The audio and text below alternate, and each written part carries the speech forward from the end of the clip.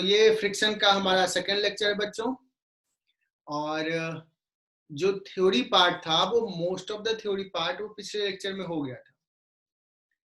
जो बेसिक था heart of the friction, कि स्टैटिक फ्रिक्शन क्या होता है, काइनेटिक क्या होता है, and friction is self adjustable force, है ना। स्टैटिक फ्रिक्शन फोर्स, काइनेटिक तो फिक्स्ड है, म्यू इनटू एन लगेगा, ठीक है। एंड आज थोड़ा सा और थ्योरी पढ़ाएंगे, छोटे छोटे पॉइंट्स रहेंगे, ठीक है। चलो आज मैं थोड़ा थ्योरी से ही आगे बढ़ाता हूँ। कांटेक्ट फोर्स बताया था क्या लास्ट लेक्चर में? मुझे याद नहीं है। No sir. ठीक है, चलो मैं यहाँ पे समझा रहा हूँ। सपोज एक ब्लॉक है, this is placed on rough surface, rough horizontal surface, and अगर मैं पूछूं किस पे फोर्सेस कौन सा लग रहा है, then you will say mg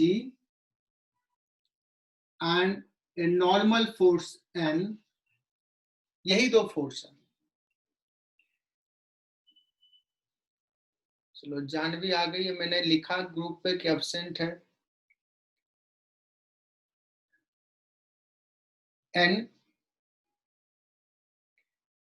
और अभी कोई फ्रिक्शन नहीं लग रहा, लेकिन अगर किसी ने इस पे पुल करना शुरू किया एक फोर्स F से, छोटा सा फोर्स या जो भी फोर्स लगाया, then there will be one more force F, friction.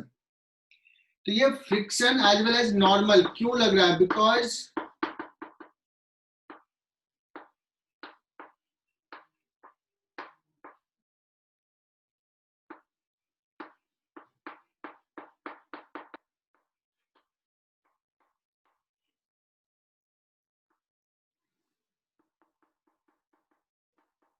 it is in contact with the horizontal surface.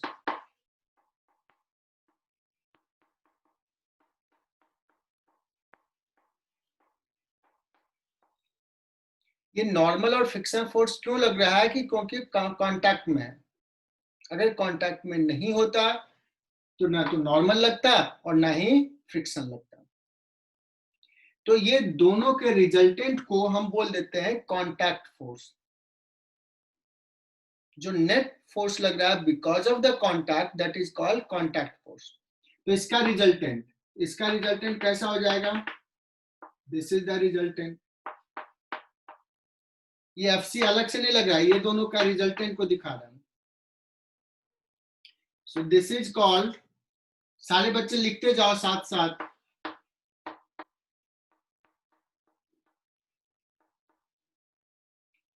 what will be the magnitude of contact force? कहोगे F square plus N square का root, ठीक है,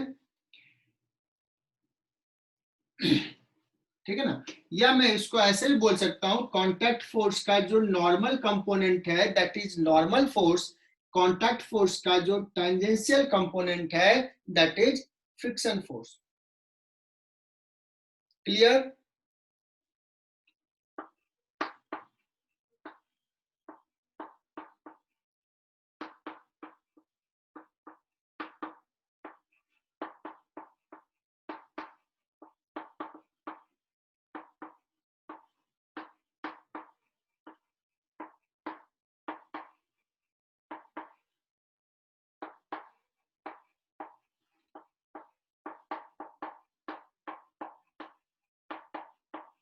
Tangential component of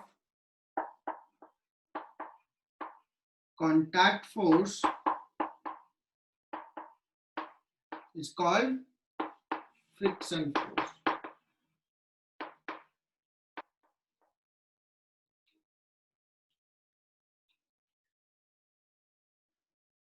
है ना? And एक और term define कर रहे हैं बच्चों, द कांटेक्ट फोर्स कितना एंगल बना रहा है वर्टिकल से, नॉर्मल से, वर्टिकल नहीं नॉर्मल से, that angle is represented by lambda, इस लैम्डा को बोलते हैं, this lambda is called angle of friction.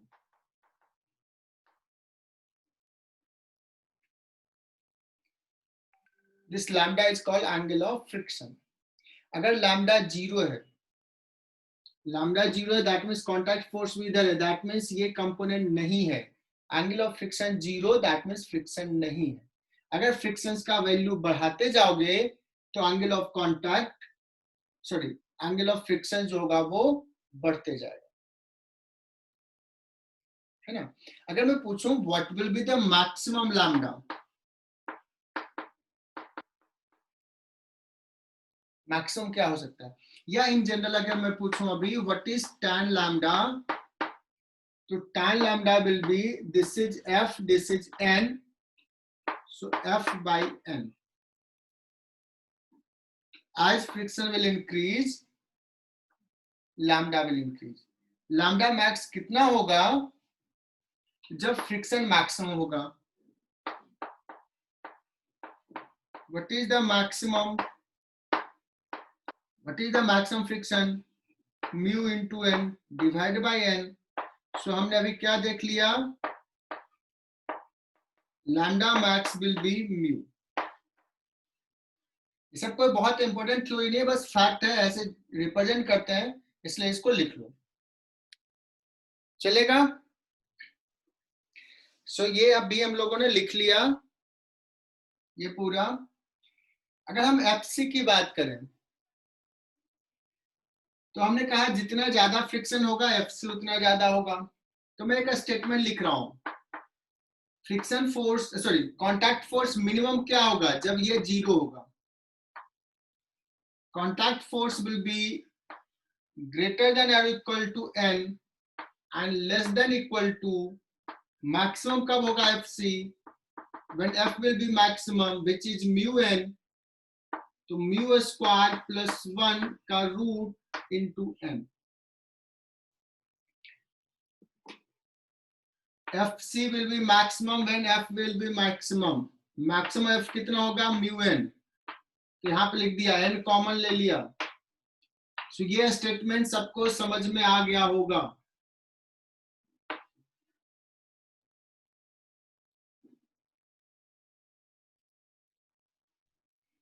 अब एक छोटा सा सवाल लेते हैं बच्चों। मैंने दे दिया कि एक इंक्लाइन प्लेन है, angle of inclination is theta, coefficient of friction is mu. मैंने कह दिया है सवाल में, block is at rest on the incline plane. Block rest में है इंक्लाइन प्लेन पे।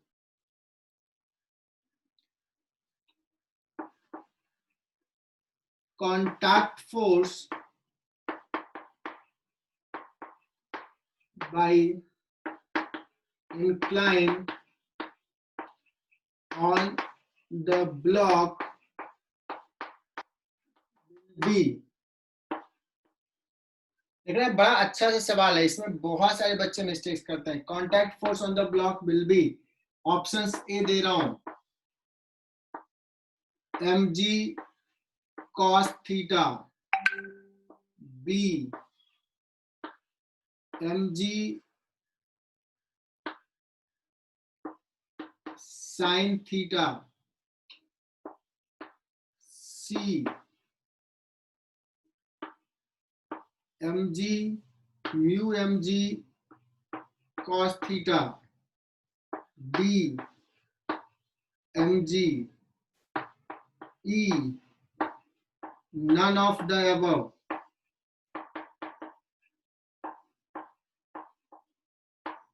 Which option is true? देखते हैं कौन सा बच्चा इसको सॉल्व कर पाता है। मैं तो ये चाहता हूं कि तुम लोग थोड़ा सा अपना दिमाग लगाओ,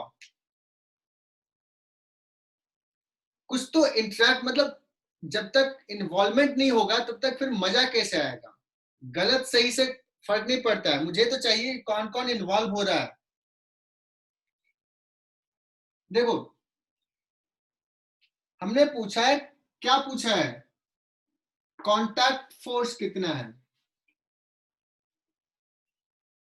है ना, मतलब नॉर्मल और फ्रिक्शंस का रिजल्टेंट, नॉर्मल और फ्रिक्शंस का रिजल्टेंट। तो इस पे फोर्सेस लग कौन कौन सा रहा है? इस पे फोर्सेस, एक फोर्स है mg, और कौन सा फोर्स है? एक फोर्स है रिजल्टेंट नॉर्मल, और एक होगा फ्रिक्शन। एक्चुअली यही तीन फोर्स है ना, है या नहीं? Only this three forces are there. अब मैं कह रहा हूं कि ये ब्लॉक रेस्ट में, देखना important point, the block is at rest on the inclined plane, block rest में है। नेट फोर्स क्या होना चाहिए? 0। मतलब ये तीनों का रिजल्टेंट 0 है। इसका मतलब इसका और इसका resultant must be opposite to this, must be balancing mg, must be balancing mg। Is it clear? That means, और इसका इसके रिजल्टेंट को ही तो कांटेक्ट फोर्स बोलते हैं। That means answer should be D. Priya Patil, Devaki, Lokesha, Sarvari Pawar, इतने लोगों ने सही आंसर दिया था। रुद्राक्ष ने भी सही आंसर बताया, है ना? चलो, तुम्हारा नाम रिकॉर्डिंग में भी आ गया। इसमें एक और सवाल अगर मैं पूछता, इसी 4 ऑप्शन है, 5 ऑप्शन हमारे पास, कि what is the friction force? इसमें बताओ फ्रिक्शन फोर्स कौन सा ऑप्शन होता है? mg sin theta, mg sin theta. क्या बात है, क्या बात है, mg sin theta will be the friction force, because block rest में इधर लग रहा है mg sin थीटा, बस इसको रोक के रखेगा। हम ऐसा नहीं कहेंगे कि म्यू mg cos थीटा लगेगा, बिकॉज ये तो लिमिटिंग है। ये भी हो सकता है, लेकिन इसमें बेस्ट ऑप्शन कौन सा है? ये, मतलब जस्ट स्लाइड करने वाला है तो ये भी होगा, ये दोनों इक्वल होगा, है ना? तो अभी हम लोग डिस्कस कर लिए ये कॉन्सेप्ट। अब आते हैं थ्योरी पे फिर से। हेडिंग डालो, एंगल ऑफ रिपोज।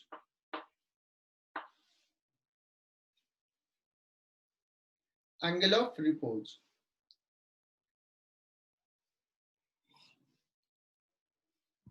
हाँ, जानवी ने भी सही आंसर बताई थी, जानवी का नाम नहीं आया था, चलो अलग से नाम ले लिया। एंगल ऑफ रिपोज क्या करते हैं, इसको समझने के लिए पहले मैं एक ऐसा इंक्लाइंड प्लेन लेता हूं, let's angle is theta and A block is placed here.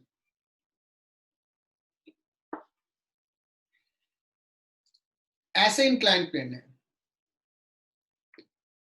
देखो दिस इज इंक्लाइंड प्लेन, ये हमारा बुक, और उस पर एक ब्लॉक रखा हुआ ये, और इसको क्या करते हैं, इंक्लिनेशन को चेंज करते हैं, चेंज करते हैं। देखो ऐसे बढ़ा रहे, देखो ये स्लाइड करने वाला है, देखो देखो स्लाइड करना शुरू हो रहा है। तो क्या करते हैं, इसको इंक्लाइन को धीरे धीरे धीरे धीरे बढ़ा रहे हैं। पहले ब्लॉक रेस्ट में है, रेस्ट में, रेस्ट में, रेस्ट में, एक पॉइंट पे वो जस्ट अबाउट टू स्लाइड होगा, एक एंगल पे जस्ट अबाउट टू स्लाइड होगा। उससे थोड़ा ऊपर कर दिया तो स्लाइड करेगा, और थोड़ा नीचे है तो वो रेस्ट में रहेगा, है ना? The angle at which block is just about to slide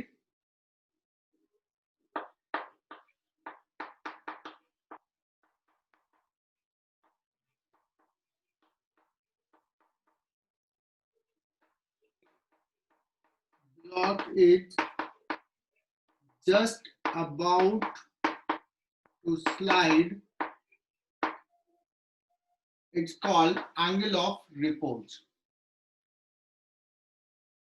है ना? तो let's, coefficient of friction is mu, mu S mu के दोनों सेम है, अदरवाइज म्यू एस रहेगा हमारे केस में। तो हम कहेंगे कि जी किस मोमेंट पे जस्ट अबाउट टू स्लाइड है। तो सुनना, इस पे mg का जो कंपोनेंट है इस डायरेक्शन में वो लग रहा है mg sin थीटा, और फ्रिक्शन लग रहा है इधर। पहले फ्रिक्शन क्या कर रहा है, mg sin थीटा को बैलेंस कर रहा है, बढ़ाते जा रहे हैं, mg sin थीटा बढ़ रहा है, फ्रिक्शन भी बढ़ रहा है। लेकिन फ्रिक्शन का एक लिमिटेशन है, फ्रिक्शन का एक लिमिटेशन है, और the moment it is just about to slide friction will be maximum, it will be mu N, and N कितना हो जाएगा, mg cos theta, current just about to slide है, so mg sin theta is equal to mu mg cos theta.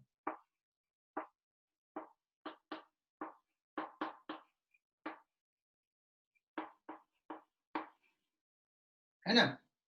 और ये जो angle होगा इसको मैं लिख लेता हूं थीटा नॉट या थीटा आर लिख लेता हूं, R for repose, angle of repose, just about to slide है, so tan theta R angle of repose that is equal to, इधर ले लो तो आ जाएगा म्यू।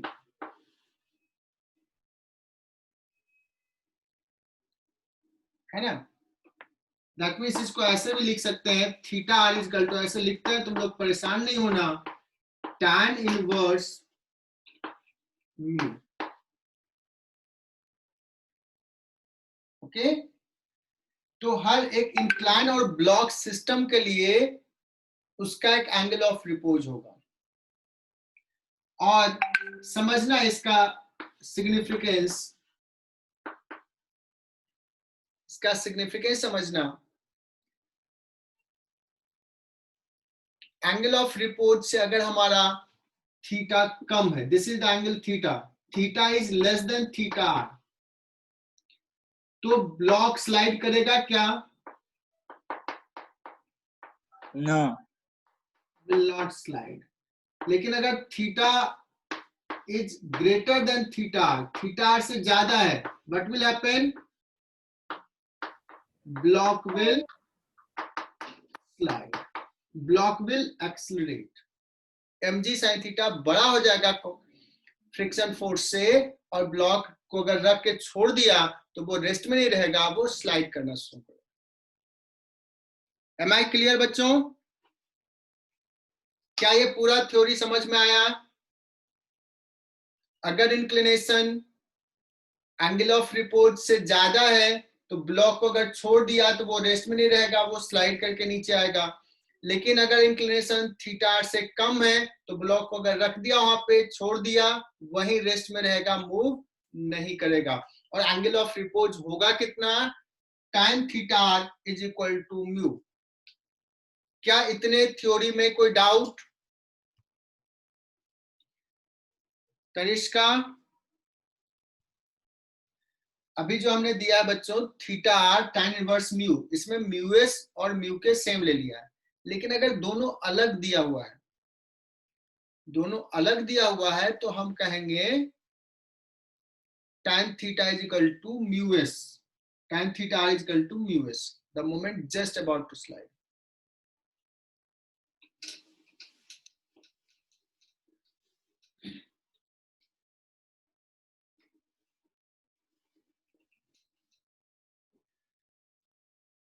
अब एक सवाल करते हैं, ठीक है?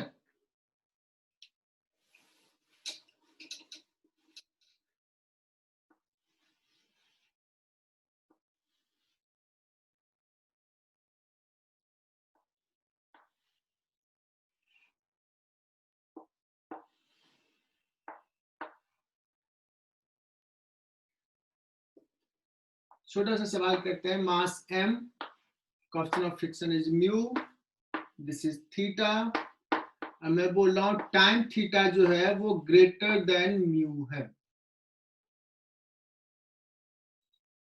इसका मतलब मैं क्या कर रहा हूं, म्यू क्या होता है, tan थीटा आर, इसका मतलब मैं कह रहा हूं theta is greater than theta R, दे दिया। So block will remain at rest और इट विल मूव. तुम कहोगे sir it will move. Slide down. Slide down, है ना. मुझे निकालना है कि इसको यहां तक पहुंचने में कितना टाइम लगेगा. तो पहला सवाल, इफ ब्लॉक इज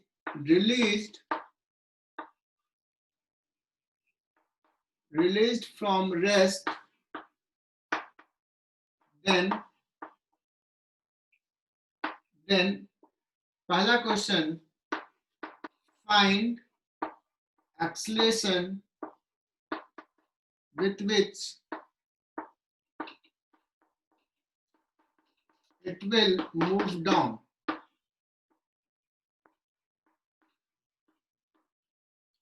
दूसरा सवाल,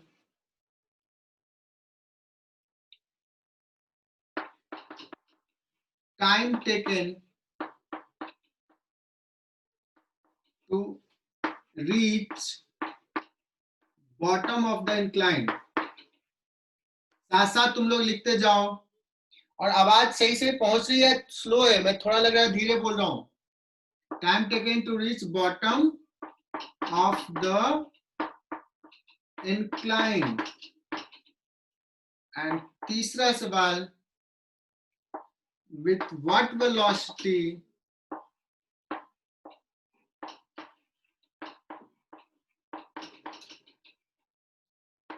block will reach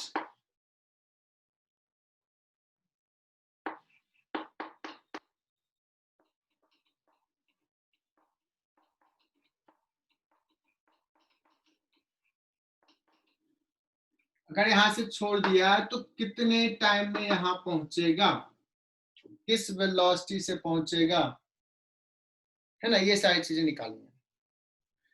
चलो सबने सॉल्व कर लिया होगा. मैं अब इसको देख रहा हूँ, डिस्कस कर रहा हूँ. बहुत ही आसान सा सवाल है. mg नीचे लग रहा है, इसका दो कंपोनेंट, mg को ब्रेक कर लेते हैं ना. सो इस डायरेक्शन में mg का कंपोनेंट हो जाएगा mg साइन थीटा, और इधर हो जाएगा mg cos theta. And this is normal reaction. n is equal to mg cos theta हो जाएगा. अब हमें डिसाइड करना है कि व्हाट विल बी फ्रिक्शन. तो हमने दे दिया कि theta is greater than theta, that means block will slide, so friction will be kinetic, है ना. So net force down the incline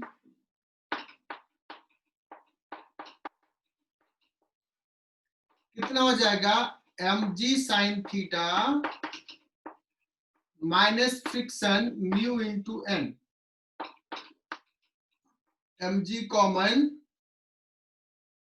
है ना. साइन थीटा, n का वैल्यू mg cos थीटा रख दिया, minus mu cos theta. So acceleration is equal to net force equal to m है, कितना हो जाएगा, g sine theta minus mu cos theta. ये पहला सवाल का आंसर हो गया, फर्स्ट का. क्या इसको समझने में कोई दिक्कत? Net force down the incline that is equal to ma.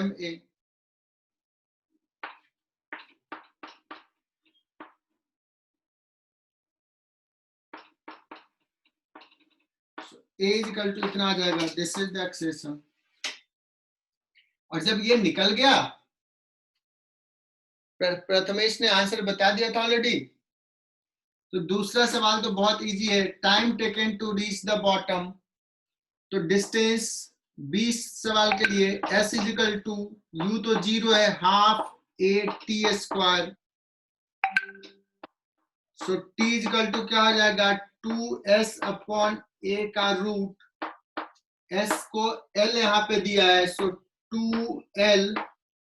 a already हमने निकाल लिया है, g sine theta minus mu cos theta. This is your answer. और सी ऑप्शंस दिख रहा है ना, बी का आंसर हो गया एंड सी का आंसर क्या आ जाएगा, with what velocity it will reach.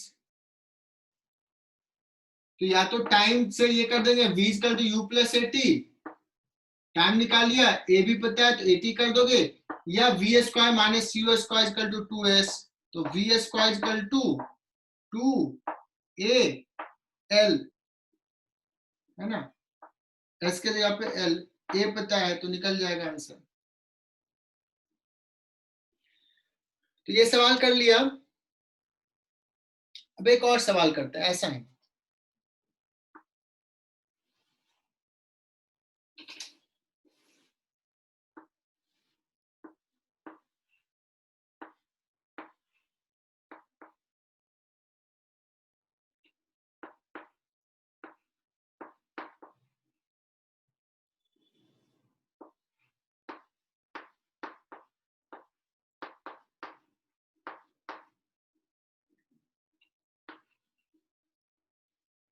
फिर से हमने इंक्लाइन प्लेन लिया और इंक्लिनेशन थीटा जो है ग्रेटर देन थीटा है, बट एक ब्लॉक को इस केस में मैं क्या कर रहा हूं, इसको इस डायरेक्शन में मैंने वेलोसिटी दे दिया v नॉट, इसको हमने एक वेलोसिटी दे दिया v नॉट। अब क्या होगा, ये स्लाइड करेगा, स्लिप करेगा, एंड यू नो दैट कि फ्रिक्शन फोर्स किधर लगेगा, फ्रिक्शन फोर्स पीछे लगेगा, mg का भी कंपोनेंट है, the block will retard and finally एक पॉइंट पे इसका वेलोसिटी 0 हो जाएगा। तो मुझे ये बताना है कि ये कितना दूर ऊपर जाकर के इसका वेलोसिटी 0 होता है, how much distance the block will travel before it come to rest for a moment, and यहाँ पे रुका नहीं रहेगा, रुकने के बाद फिर ये नीचे स्लाइड करेगा because theta is more than theta, लेकिन अगर थीटा लेस देन थीटा होता तो वो वही रुका रह जाता, फिर वापस नहीं आता, इस केस में वापस भी आएगा। क्या ये पूरा कॉन्सेप्ट क्लियर हुआ? Yes. तो अभी हमें क्या करना है, क्या निकालना है, कितना डिस्टेंस ट्रेवल करके ये रुक जाएगा, कितना टाइम लगेगा रुकने में, और अगर टफ सवाल बनाना है तो हम ये भी करेंगे कि ये वापस आएगा तो यहाँ पे कितने टाइम में वापस आएगा, किस वेलोसिटी से वापस आएगा। ओके, तो अभी हम लोग करते हैं क्या, पहले हम लोग डिस्कस करते हैं for motion up the incline.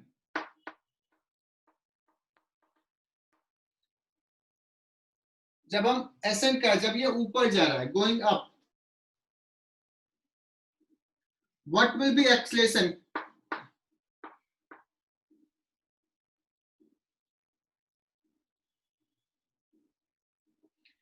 इसमें सवाल क्या है, मैं लिख देता हूं पूरा, तुम लोग लिख भी लो, ए blockage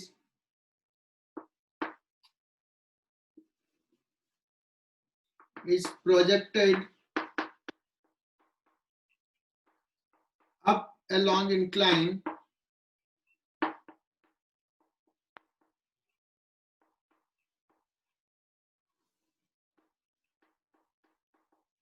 with velocity v naught.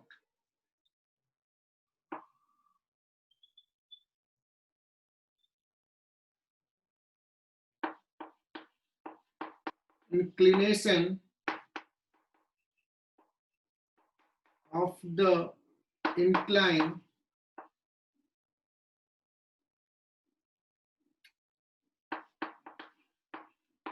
theta is greater than tan inverse mu, then find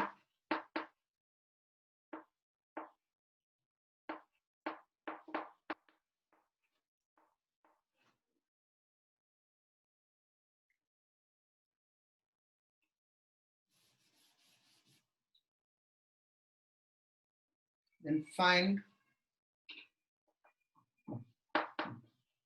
time when it will come to rest momentarily.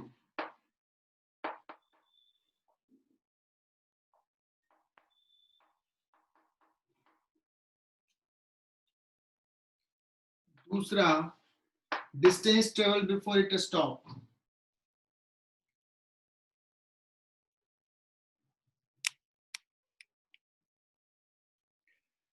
बाकी लिख लेना, नीचे जगह नहीं है।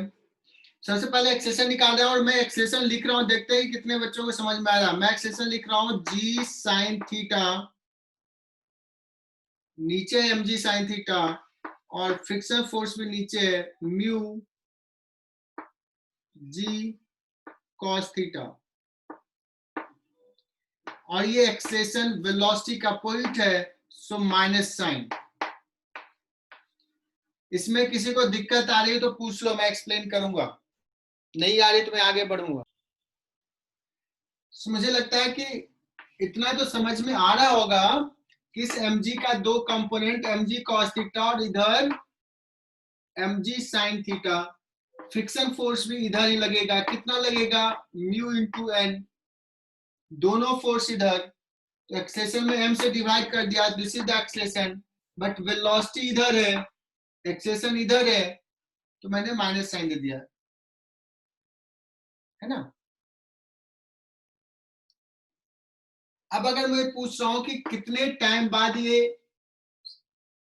रुकेगा, तो v equal to u plus at से, सो जाते समय जो वेलोसिटी है कम होते जा रहा है, फाइनल वेलोसिटी जीरो हो जाएगा, इनिशियल वेलोसिटी है v नॉट, एक्सेलेरेशन जो है वो है minus g sine theta plus mu g cos theta into टी। सो हम कह सकते हैं टाइम ऑफ एसेंट, ऊपर जाने का time, v not upon g common ले लेते हैं, sine theta plus mu cos theta,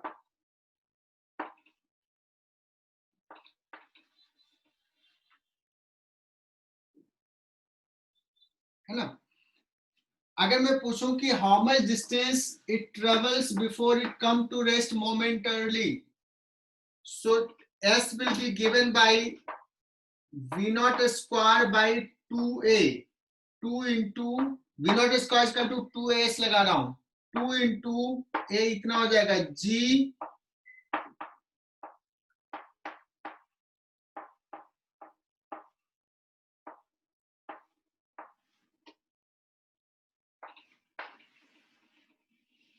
s भी निकल गया।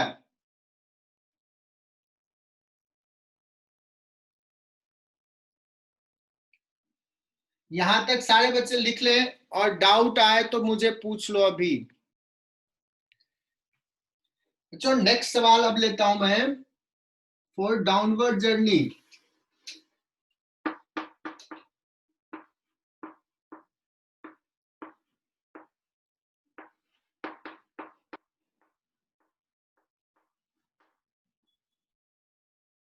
डाउनवर्ड जर्नी के लिए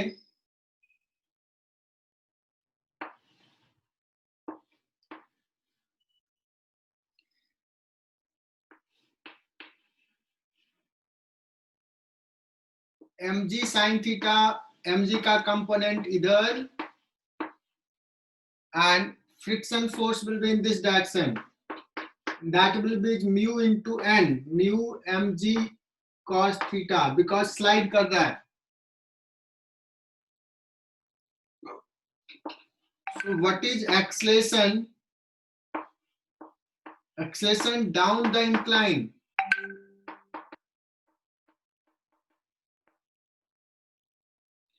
acceleration down the incline क्या होगा, mg sin थीटा इधर और ये पीछे लग रहा है minus mu G cos theta,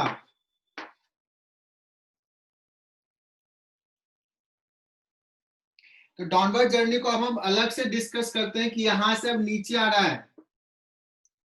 अब ये बॉटम पे आने के लिए कितना डिस्टेंस चलना पड़ेगा? एस हमने निकाला है। तो इसमें अब और सवाल पूछना है, time taken to reach the ground, यहां से यहां आने का time. So you know time of descent इसको बोल देता हूं, टाइम ऑफ डिसेंट। इसके लिए क्या करोगे? S is equal to half a into time of descent का स्क्वायर। ए ये बना देंगे, and with what velocity it will reach at the bottom, उसके लिए final v dash square minus यहाँ पे velocity 0, that is equal to 2a into s. S देखो यहां निकाला है, तो ये तुम अपने नोटबुक में कंप्लीट करना। Time of descent with what velocity it will reach at bottom. So can you guess कि जाने का टाइम और आने का टाइम में कौन बड़ा होगा और कौन छोटा होगा?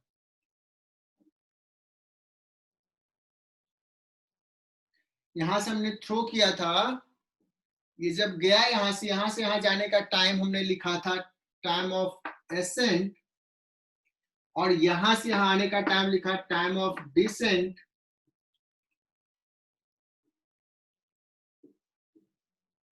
है ना?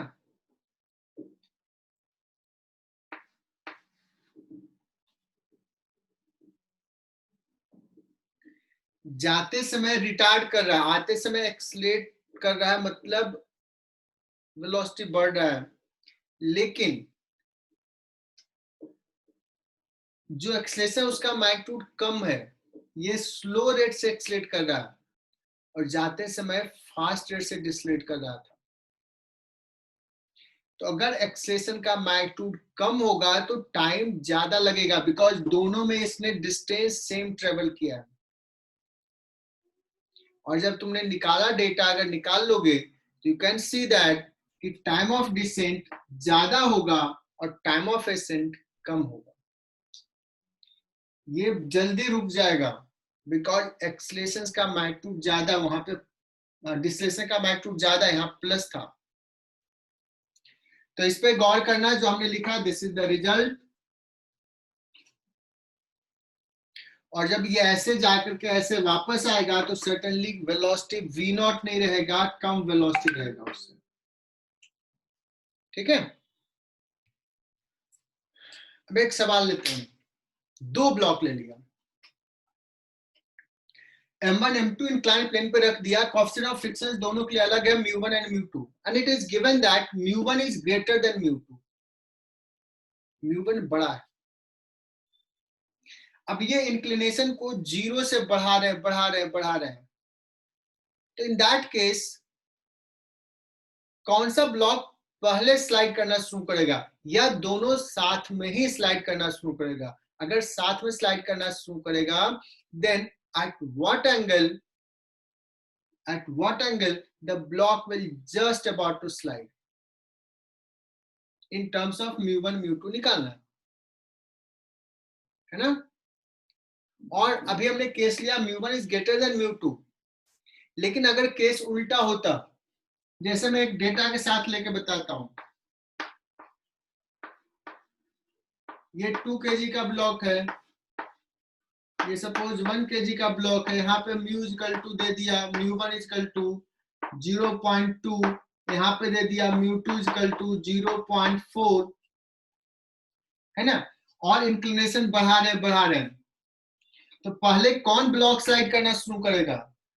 इसमें देखो μ1 लेस देन μ2 है, यहाँ पे कोएफिशिएंट ऑफ फ्रिक्शन कम है, तो ये पहले स्लाइड करना शुरू कर देगा, और ये ज्यादा और इंक्लिनेशन बढ़ाएंगे तब ये स्लाइड करेगा। Is it clear? तो इसमें क्या होगा, दोनों ब्लॉक अलग अलग हो जाएगा, साथ साथ मूव नहीं करेगा। लेकिन अगर मैं ऐसे कर दिया, ये 0.4 और ये 0.2, ये बड़ा कर दिया, अब जब हम इंक्लिनेशन बढ़ा रहे हैं, ये स्लाइड करने का कुछ आएगा, बट देखेगा ये साथ में है, ये आगे जाने नहीं देगा, तो ये ब्लॉक इसको पुश करेगा। ये तभी स्लाइड कर सकता है जब ये भी स्लाइड करे। That means in this case both block will move together, अलग अलग नहीं मूव करेगा। तो अगर μ1 is greater than μ2, inclination is increase,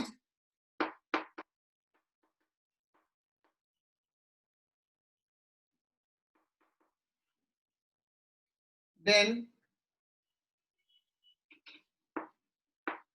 both block will move together.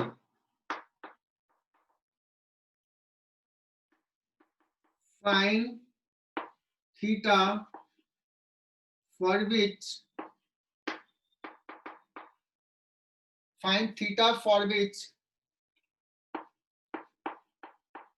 blocks are just about to move.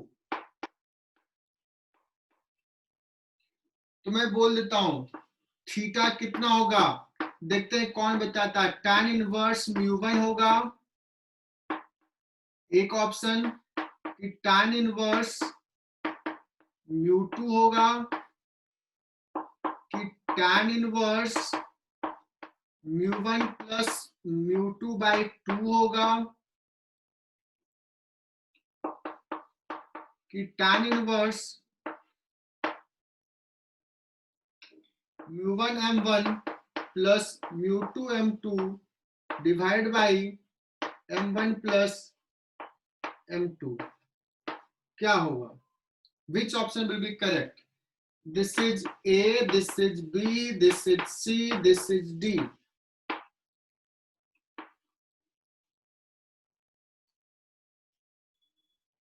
या none of these?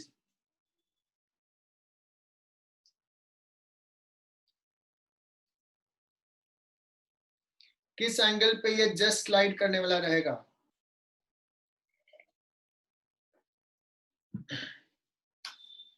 चलो लगता है बहुत सारे मैसेज आ गए हैं, देखते हैं।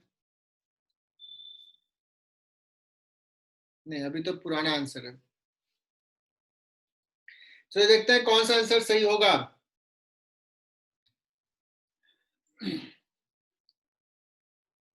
देखो बच्चों, अभी तो हमने कह दिया μ1 इज ग्रेटर देन μ2, ये तो स्लाइड करना चाहेगा, बट ये m1 उसको रोक के रखेगा, है ना।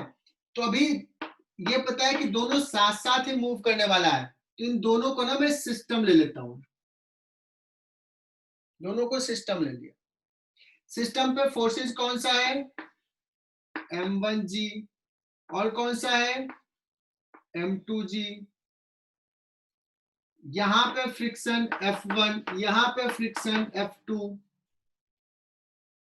नॉर्मल रिएक्शंस होंगे N1 N2, ये सब तो लिख ही लोगे।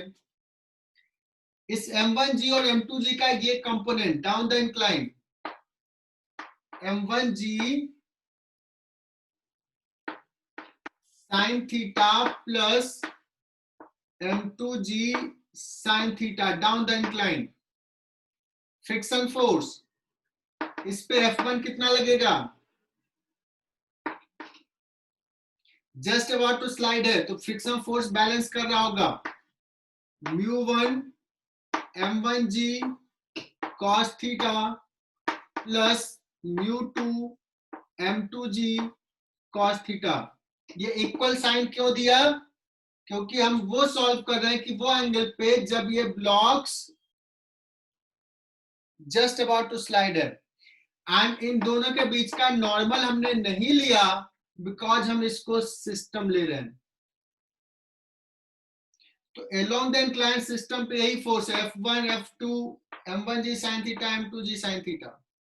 और यहां से तुम्हारा आ जाएगा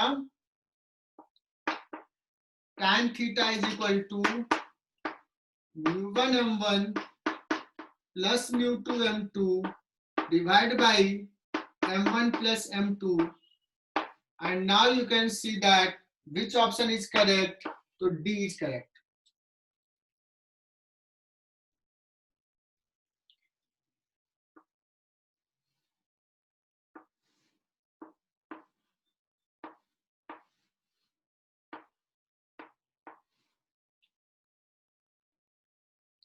जो ये ब्लॉक रखा हुआ है और थीटा इंक्लिनेशन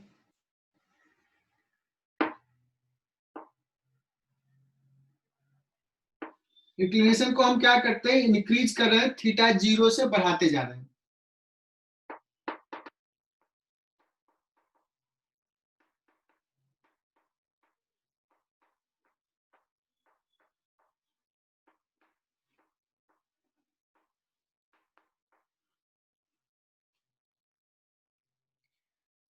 थीटा पहले 0 था, फ्रिक्शन फोर्स कुछ लगेगा नहीं, थीटा थोड़ा सा बढ़ा, फ्रिक्शन फोर्स लगेगा, और बढ़ा और फ्रिक्शन फोर्स लगेगा। तो फ्रिक्शन फोर्स का value F is equal to कितना होगा, when theta is less than theta R, that is equal to tan inverse mu. Friction force का वैल्यू कितना होगा जब theta less than tan inverse mu है, जब स्लाइड नहीं कर रहा। तो अभी तुम लोगों ने बताया था कितना लगेगा, mg sin थीटा। लेकिन फ्रिक्शन फोर्स का वैल्यू अगर थीटा ग्रेटर देन थीटा हो गया तो लगेगा mu into N, N will be mu M G cos theta. क्या ये स्टेटमेंट क्लियर हुआ? ये थ्योरी मैंने पढ़ा दिया था, समझो कि दोबारा रिपीट कर रहा हूं। अब सवाल ऐसे रहेगा कि हमने थीटा को इंक्रीज किया स्लोली एंड पूछेगा कि बताओ फ्रिक्शन फोर्स वर्सेस थीटा का ग्राफ कैसा होगा। फ्रिक्शन फोर्स वर्सेस थीटा का ग्राफ कैसा होगा,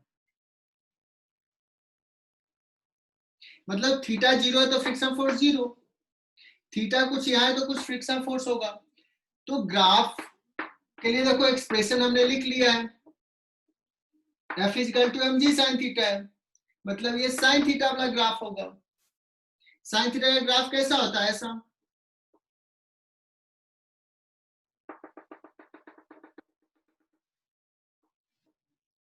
ऐसा होता, ये पाई बाय 2 एंगल होता। लेकिन क्या through out mg sin theta लग रहा है, कहोगे नहीं सर,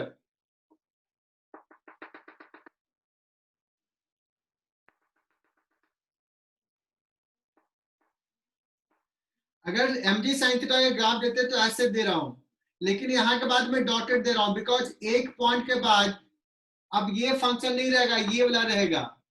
किस पॉइंट के बाद, जब थीटा कितना हो गया है tan इनवर्स म्यू,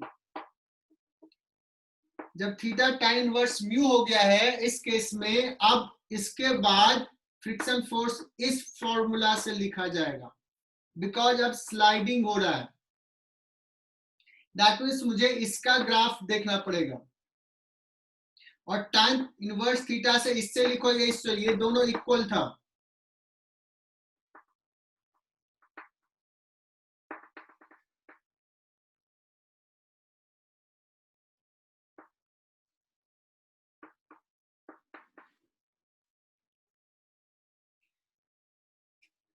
सो cos थीटा का ग्राफ कैसा होता है बच्चों, cos थीटा का ऐसा होता है, ऐसे देखो, यहां पे मैं डॉटेड लाइन दे रहा हूं और इसके बाद ऐसा दे रहा हूं, ये cos थीटा ग्राफ है। और ये कहां ऐसे एक्स्ट्रापोलेट करेंगे तो ये कितना आ जाएगा, म्यू एम जी के बराबर आ जाएगा। लेकिन ग्राफ यहां से नहीं, यहां से स्टार्ट हो रहा है, तो यहां से यहां तक के लिए इस फंक्शन से, यहां से यहां तक के लिए इस फंक्शन से। So this is the graph, this is पूरा ग्राफ ऐसा हो गया, यहां से यहां और फिर यहां से अलग फंक्शन। तो ये थोड़ा टफ है, ये इंजीनियरिंग के लिए ज्यादा यूजफुल है, बट मेडिकल में भी ट्रिकी सवाल कभी पूछ सकता है। थीटा 0 से बढ़ाते गए 90 तक गए, तो दिस इज द ग्राफ।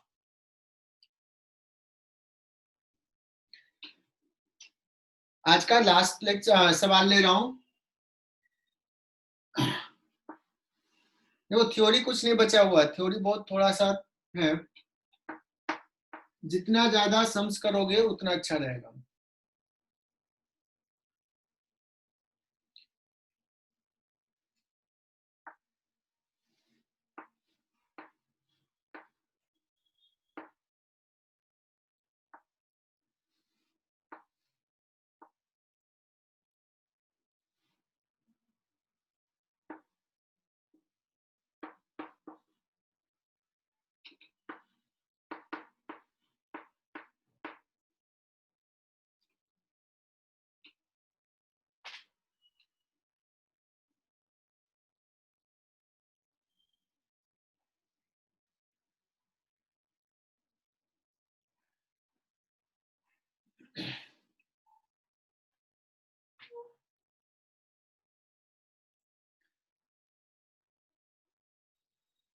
एक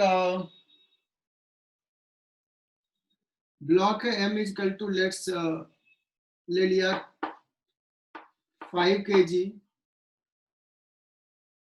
coefficient of friction is 0.5 and the inclination is 37 degree. अगर मान लो ये स्ट्रिंग नहीं होता और ये ब्लॉक को जस्ट छोड़ देता तो तुम चेक करोगे कि ये स्लाइड करना शुरू कर देगा।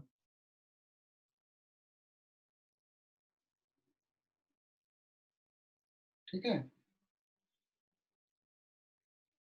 You can check that. बता सकते हो क्या कि हाँ स्लाइड करना शुरू कर देगा ये बस स्ट्रिंग नहीं होता तो वैसे कैसे? तो यहाँ पे मैक्सिमम फ्रिक्शन फोर्स निकाल सकते हैं। मैक्सिमम फ्रिक्शन फोर्स कितना होता है इस पे म्यू इंटू एन। एन कितना होता है एम जी कॉस 37। म्यू कितना दिया हुआ 0.5 M G into cos 37 is 4/5 कितना हो जाता है 2 mg/5 एफ मैक्स इस ब्लॉक पे। और इसका इधर मूव कराने वाला फोर्स कितना होता है mg sin 37 कितना होता है 3 mg/5। तो अगर मैंने यहाँ पे 37 डिग्री लिया और म्यू इक्वल टू 0.5 लिया है तो अगर ये छोड़ देता है तो ये देखो mg का कंपोनेंट mg sin थीटा जो है वो इतना है, फ्रिक्शन फोर्स का मैक्सिमम वैल्यू इतना है, तो ये नीचे स्लाइड करता। बट हमने यहाँ पे एक मास m लगा दिया। बच्चों ये सवाल ये है find minimum value of m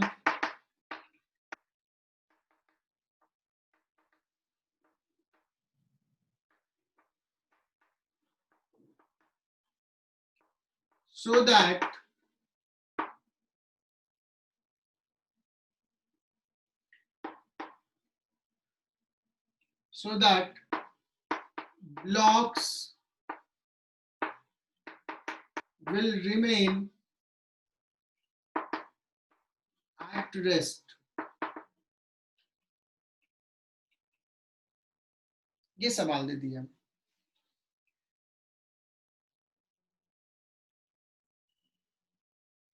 अगर ये स्ट्रिंग नहीं होता तो हमने अभी देखा कि स्लाइड कर जाता, बट ये टेंशन इसको रोक के रखेगा। मिनिमम कम से कम कितना हो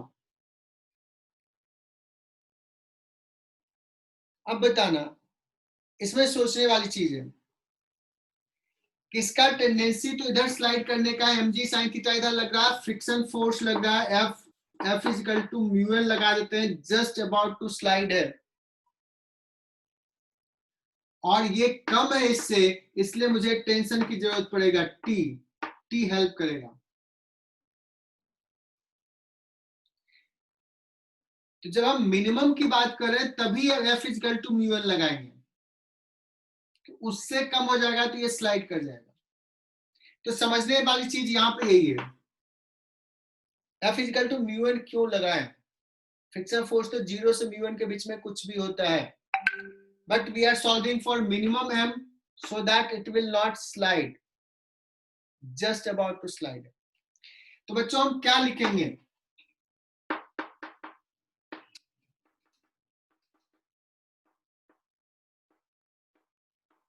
for minimum m friction on capital M will be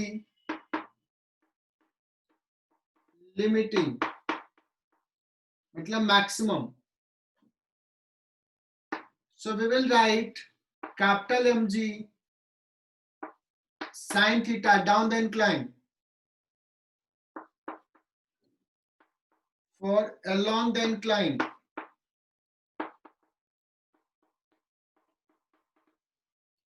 इस डायरेक्शन में कितना फोर्स है mg sin थीटा नीचे है, t अप द इंक्लाइन है तो माइनस टी और अप द इंक्लाइन फ्रिक्शन। मैंने डाउन को इंक्लाइन को पॉजिटिव ले लिया, डजंट मैटर। माइनस एफ कितना हो जाएगा mu into N that is equal to 0 because block rest में है।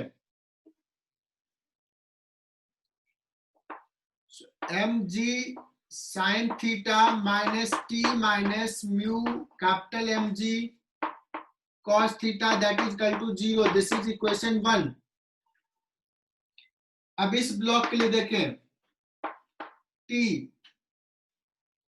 T ऊपर mg नीचे, ये ब्लॉक भी रेस्ट में है तो T is equal to mg या T minus mg is equal to 0 equation 2 और दोनों को ऐड कर दो, ये T चला जाएगा and then you will get capital small m in terms of capital M. Capital M का वैल्यू दिया है, म्यू का वैल्यू दिया हुआ है, थीटा दिया हो, यू कैन फाइंड दैट। बताओ कितना आ रहा है, कोई बताएगा? so, मुझे लगता है ये आप निकाल लोगे, ऐड कर दो capital M G sine theta, ये दिख नहीं रहा, capital M G sine theta T चला जाएगा minus mu capital M G cos theta minus small m g that is equal to 0। तो स्मॉल m निकल जाएगा, small m comes out as capital M sine theta minus mu capital M cos theta.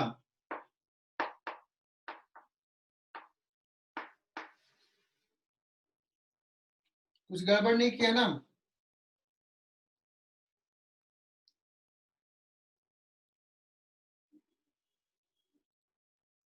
अब दूसरा सवाल रहेगा,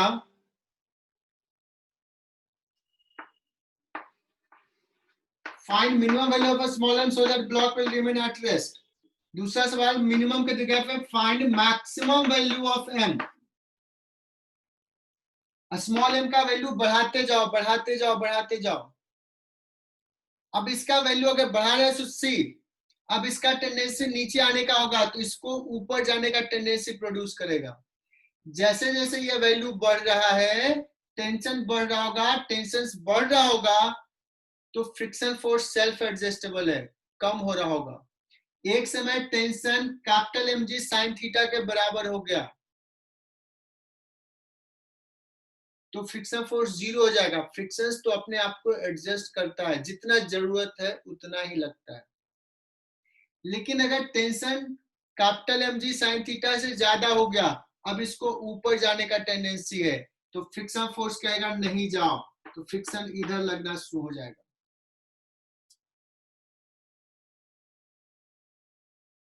और बढ़ाएंगे friction force और बढ़ेगा, लेकिन मैक्सिमम कितना बढ़ेगा?